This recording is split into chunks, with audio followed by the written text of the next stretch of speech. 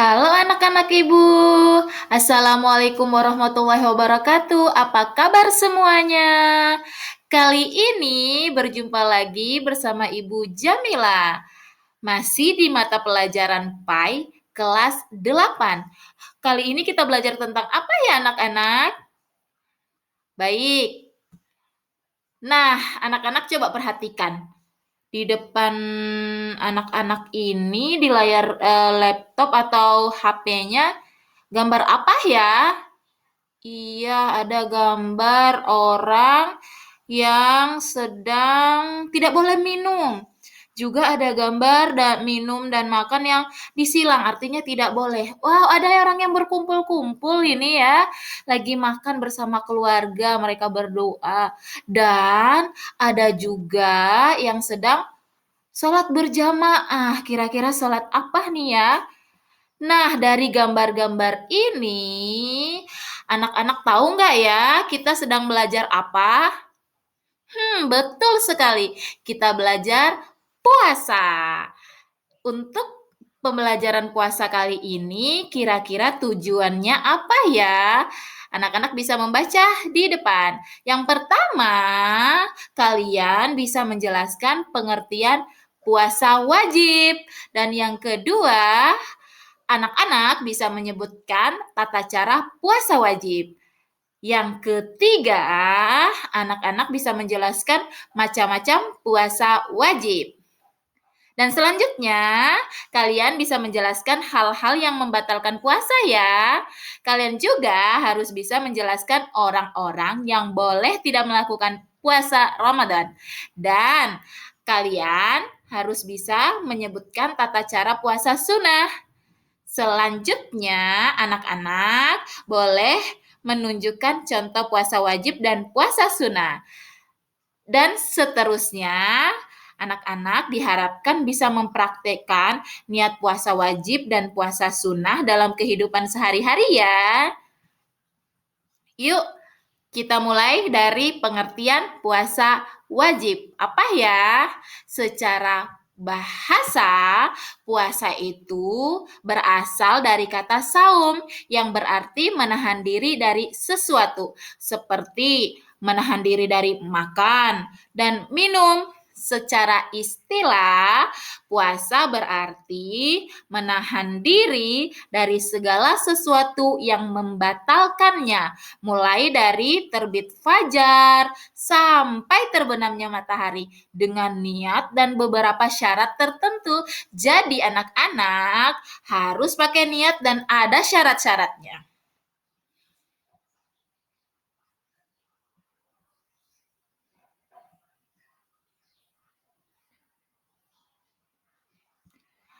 Tadi kan pakai syarat nih. Nah, ada namanya syarat wajib. Syarat yang harus dipenuhi. Contohnya apa ya? Yang berpuasa itu harus berakal. Dia tidak boleh gila. Dan juga masih dalam keadaan sadar. Maka dia wajib berpuasa. Yang kedua yaitu balik. Artinya dia telah mencapai usia yang dikatakan bukan dewasa ya anak-anak, tapi begini loh, dia itu sudah menunjukkan gejala-gejala balik. Bagi remaja itu sudah dapat haid kalau untuk perempuan, dan yang laki-laki sudah bermimpi basah ya.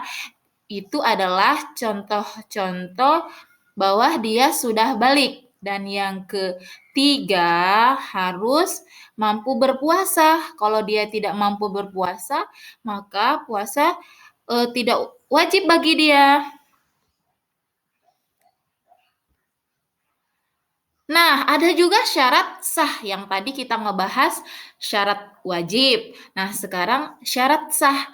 Orang yang berpuasa akan sah puasanya apabila dia beragama Islam. Paham ya anak-anak? Beragama Islam. Ibu berharap kalian paham ya artinya di orang tersebut Islam. Yang kedua, mumayyiz. Mumayyiz itu mampu membedakan hal baik dan hal buruk. Mana yang dikatakan sunnah, mana yang dikatakan wajib. Kalau dia memahami itu, maka sah loh puasanya. Dan untuk memahami untuk dikatakan mumayyiz ini, tentu kita harus belajar ya anak-anak. Yang ketiga, dilakukan dalam waktu yang diperbolehkan untuk berpuasa. Karena ada dalam 1 tahun itu, ada waktu yang memang ditentukan tidak boleh berpuasa saat itu. Atau haram, waktu yang haram untuk dilakukan puasa. Nanti kita akan ngebahas.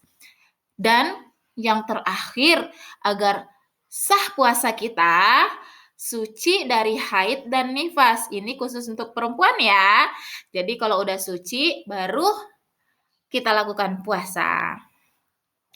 Untuk rukun puasa, yang pertama, niat.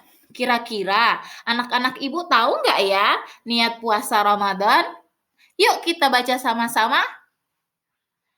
Angkat tangannya dulu biar ibu tahu kalau kita semua lagi konsentrasi ya. Ya, nawaitu sauma gadin an adai fardhi syahri ramadana hazihi sanati lillahi ta'ala. Kita ulangi ya karena ibu tadi kurang konsentrasi padahal.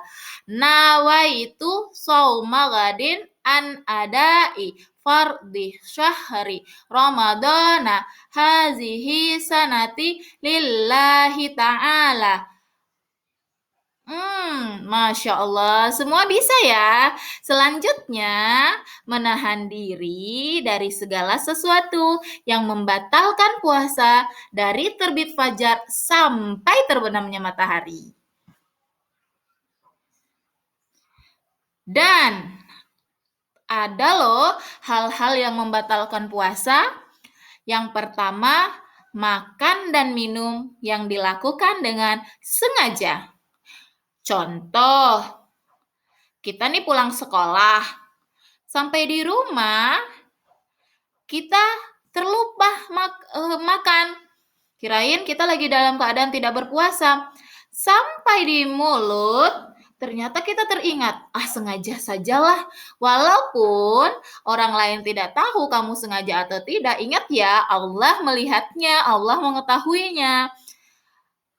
Dan yang kedua, muntah yang dilakukan dengan sengaja atau dibuat-buat.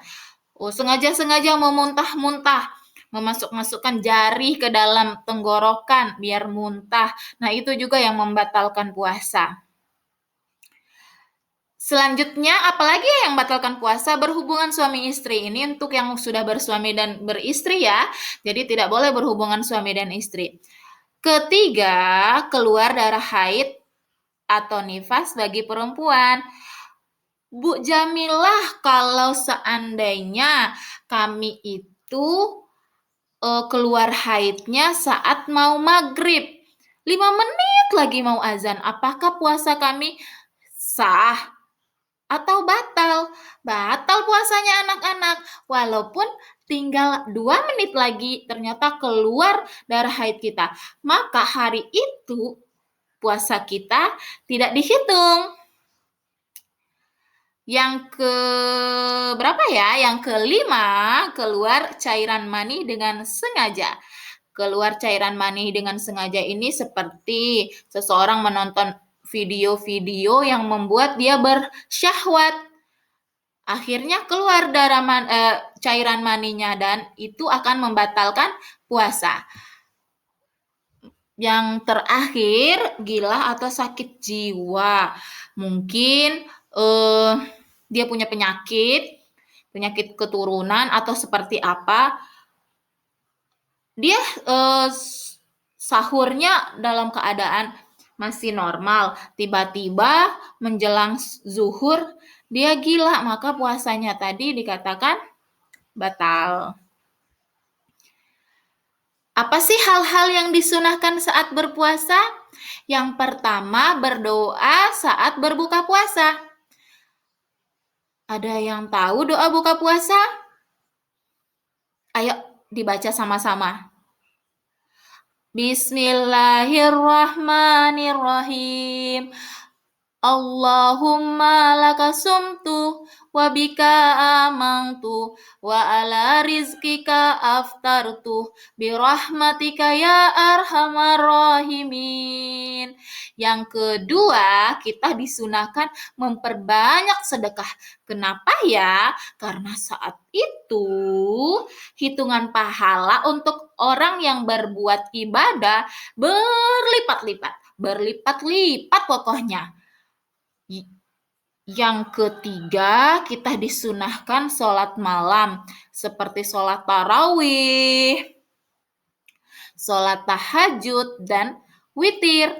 Dan yang keempat, kita disunahkan untuk memperbanyak tadarus Al-Quran. Karena tadi ya, karena saat berpuasa itu, pahala orang yang melakukan puasa dan memperbanyak ibadahnya itu sangat banyak.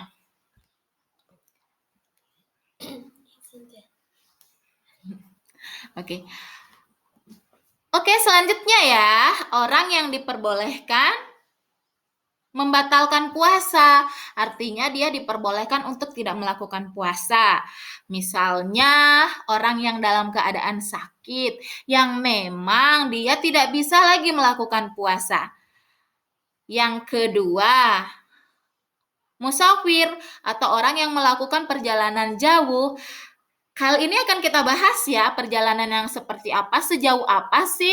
Apakah sejauh dari rumah kita ke rumah tetangga sebelah juga bisa membatalkan puasa? Boleh. Tidak, ada syarat tertentunya. Dan yang ketiga, orang yang tua dan lemah, dia tidak bisa lagi melakukan puasa. Lalu apa yang harus dilakukan dia ya untuk mengganti puasanya? Nanti kita akan bahas. Dan yang ketiga, ibu-ibu hamil. Ibu-ibu hamil ini boleh tidak berpuasa kalau puasa tersebut justru akan membahayakan dia dan janinnya.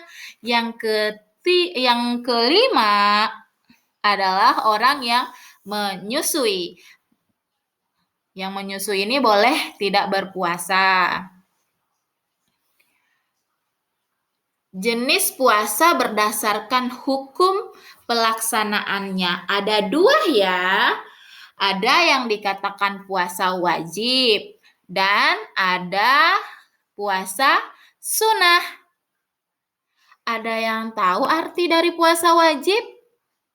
Puasa wajib adalah puasa yang apabila kita laksanakan, kita mendapatkan pahala, dan apabila kita tinggalkan, akan berdosa.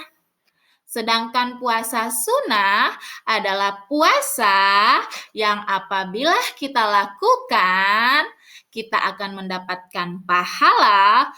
Kalau kita tinggalkan, kita tidak apa-apa loh. Jadi puasa sunnah seperti itu. Apa saja ya puasa wajib? Yang pertama, puasa Ramadan. Puasa Ramadan adalah puasa yang dilakukan pada bulan Ramadan. Puasa ini wajib bagi muslim yang sudah balik, berakal, dan mampu berpuasa. Yang kedua, puasa nazar. Puasa yang dilakukan karena mempunyai nazar, berupa janji kebaikan yang pernah diucapkan. Wajib ditunaikan ketika keinginan atau cita-citanya terpenuhi. Contoh, ada anak-anak ibu yang cita-citanya atau keinginannya naik kelas dengan peringkat pertama. Ya Allah, kalau saya naik kelas, saya mau dong berpuasa 1 hari. Nah, ucapan tersebut adalah ucapan janji. Dan apabila benar, anak ibu mendapat ranking 1 dan naik kelas, maka puasa yang diucapkan tadi, yang dijanjiin tadi, hukumnya menjadi wajib dilakukan. Anak-anak, Ibu masih ingat kan apa itu wajib? Wajib itu apabila dilakukan mendapat pahala, apabila ditinggalkan akan berdosa. Jadi wajib ya dilakukan kalau sudah mengucapkan janji. Yang kedua, qada. Puasa qada adalah puasa yang dilakukan untuk mengganti puasa wajib sesudah lewat waktunya. Seperti tadi, ada ibu-ibu hamil tidak berpuasa, maka dia boleh mengqada di luar waktu puasa Ramadan atau setelah melahirkan dan setelah menyusui anaknya boleh dibayar. Kifarat, puasa yang wajib dikerjakan karena melanggar suatu aturan yang telah ditentukan.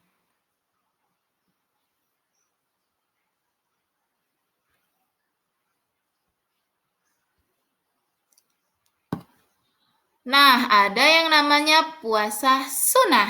Contoh puasa sunnah sebenarnya banyak ya anak-anak, tapi di sini Ibu hanya menuliskan 3 saja. Kalian boleh membaca-baca di rumah ya tentang macam-macam puasa sunnah. Yang pertama, puasa 6 hari di bulan Syawal. Puasa 6 hari di bulan Syawal ini adalah puasa yang kita lakukan setelah kita lebaran. Karena lebaran Idul Fitri itu di bulan Syawal. Tapi di tanggal 1 Idul Fitri tidak boleh ya dilakukan puasa. Mungkin tanggal 2 atau 3.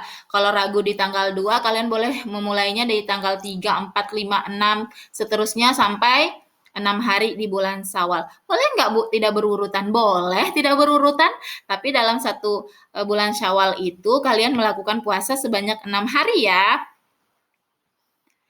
Yang kedua, puasa Arafah pada tanggal 9 Zulhijjah. Kapan ya kalian ingat kapan kita Lebaran Idul Adha? Ya betul, tanggal 10 Zulhijjah. 1 hari sebelum tanggal 10 Zulhijjah, yaitu tanggal 9 Zulhijjah, maka kita disunahkan untuk melakukan puasa Arafah. Puasa yang kita lakukan pada tanggal 9 Zulhijjah ini namanya puasa Arafah. Yang ketiga anak-anak, puasa di hari Senin dan hari Kamis. Nah, Nabi Muhammad SAW ini sangat suka puasa di hari Senin dan hari Kamis. Waktu yang diharamkan untuk berpuasa. Apa saja ya waktu yang diharamkan untuk berpuasa? Anak-anak bisa melihatnya. Hari Raya Idul Fitri dan Hari Raya Idul Adha. Tidak boleh anak-anak dilakukan puasa pada hari tersebut. Kenapa Ibu? Karena hari tersebut dikatakan hari makan dan minumnya buat kita. Sebagai tanda rahmat dari Allah. Jadi harus dinikmati ya hari itu. Yang kedua, hari tasyrik. Hari tanggal 11, 12, dan 13 Zulhijjah. Kalau tadi tanggal 9 Zulhijjah kita puasa Arafah. Tanggal 10 kita sholat Idul Adha. Nah, setelah tanggal 10 itu, tanggal 11, 12, 13 dinamakan hari tasyrik. Hari tersebut tidak boleh berpuasa ya, sama alasannya. Karena hari tersebut adalah hari makan dan minumnya bagi umat Islam. Hari bersenang-senanglah disuruh kita untuk bersenang-senang hari tersebut ya. Dan hari yang diragukan di akhir Sya'ban apakah sudah tanggal 1 Ramadan atau belum ya. Hari tanggal 30 Sya'ban. Jadi hari tersebut hari ragu-ragu. Kalau ragu-ragu maka kita diharamkan untuk berpuasa. Nah, yang terakhir, apa sih hikmah dari puasa ini sebenarnya ya? Apa manfaatnya untuk kita? Yang pertama, melatih disiplin waktu. Jadi puasa tersebut kita disuruh bangun nih sahur. Setelah itu sudah dilatih kapan kita makan, kapan kita minum. Terus kita juga lebih disiplin. Sholatnya tepat waktu. Kita juga disiplin untuk membaca Al-Quran. Jadi kita dilatih sehingga nanti di luar bulan puasa kita sudah terbiasa anak-anak. Jadi 30 hari itu kita benar-benar dilatih, digembleng diri kita. Yang kedua, menjaga keseimbangan dalam hidup. Jadi setiap hari kita makan di luar bulan puasa, lambung kita ini sudah terbiasa untuk menggiling makanan selalu. Nah, dengan berpuasa lambung kita disuruh istirahat dulu nih gitu. Jadi, kita itu menyeimbangkan dalam hidup kita. Yang ketiga, mempererat silaturahmi. Kalian ingat nggak sih waktu kita takjil, waktu kita buka puasa, pasti ada kan tetangga-tetangga yang membagi-bagi makanan ke kita dan kita pun akan membalasnya. Nah, dengan seperti itu semakin eratlah tali silaturahmi di antara kita. Semakin ada rasa sayang terhadap tetangga, tetangga pun demikian. Nah, hikmah dari puasa ini salah satunya mempererat silaturahmi. Yang keempat, lebih peduli dengan sesama. Karena tadi disunahkan banyak-banyak bersedekah, akhirnya kita terbiasa untuk peduli, kita terbiasa untuk membagi-bagikan makanan kepada orang-orang yang membutuhkan. Ada nggak sih kalian melihat di masjid tersebut banyak sekali makanan-makanan berbuka puasa? Iya, dengan seperti itu makin banyak orang yang peduli dengan sesamanya. Karena apa? Karena mungkin yang menjadi motivasi bagi mereka adalah kalau kita melakukan sedekah di bulan Ramadan, pahala kita semakin banyak. Yang kelima, puasa ini memiliki tujuannya anak-anak. Ibadah yang memiliki tujuan agar kita terbiasa menghindari dosa sebagaimana saat bulan puasa. Ingat nggak sih anak-anak, kalau kita dalam keadaan puasa ada orang yang lagi ghibah, datang-datang tiba-tiba gibah terus ada pasti kita bilang, jangan, kita lagi puasa. Kita pasti menghindari diri untuk melakukan hal-hal yang buruk gitu. Terus kita mau menonton video yang mungkin kurang bagus atau melakukan berbicara kata-kata yang tidak sopan, pasti kita tertahan. Kita merasa, saya kan lagi puasa, tidak boleh berbicara yang tidak sopan. Nah, keadaan kita yang sering menahan diri tersebut diharapkan mampu kita membawa diri kita di luar bulan puasa. Jangan pula nanti setelah selesai bulan puasa kembali lagi seperti yang dulu. Berarti puasa kita tidak memberikan dampak positif buat kita. Yang keenam, tiap kegiatan mulia merupakan ibadah. Nah, ini keren nih. Bulan puasa bahkan orang yang tidur pun dikatakan ibadah. Tidur yang seperti apa ya? Bukan tidur lama banget, tidur dari pagi sampai sore. Sampai waktunya berbuka puasa baru bangun tidur. Bukan seperti itu ya anak-anak tidurnya, tapi tidur yang menghindarkan kita dari berbuat dosa. Artinya daripada kita nongkrong, lalu nanti kita gibahin orang, lebih baik saya tidur.